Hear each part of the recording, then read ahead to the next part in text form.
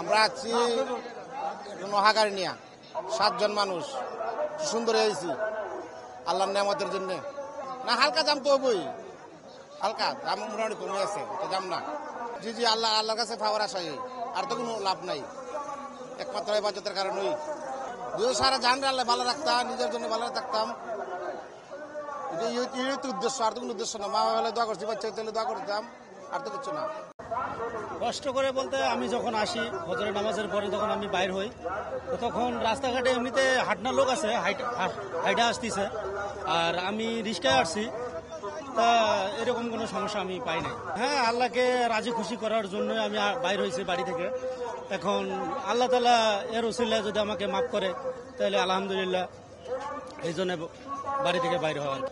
আমরা আসলে এখানে যারা হাজির হয়েছি সবাই জানি যে আমরা নিজেদের অর্থ খরচ করে এই জায়গায় হাজির হয়েছি। মূলত এটা এমন একটা জায়গা, এই দোয়াতে অংশগ্রহণ করার জন্য সারা বিশ্ব থেকে মানুষ হাজির হয়।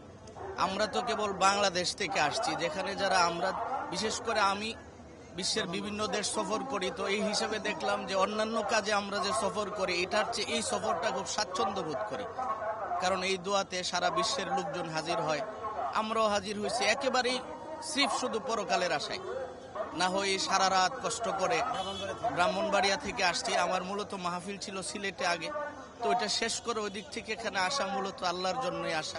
রাস্তার কষ্টটা কষ্ট মনে হয় না, যে এত জার্নি করলাম সারা রাত মাহফিল থেকে পরে এদিকে আসা, মূলত আমাদের এটা কোনো কষ্ট মনে হয় না, যে আসছি আল্লাহর জন্য। এবং এখানে বসে রয়েছি যে একদম রাস্তার মধ্যে সারা বিশ্বের মুসলিম উম্মার কল্যাণে আমরা এই দোয়াতে শরীক হব।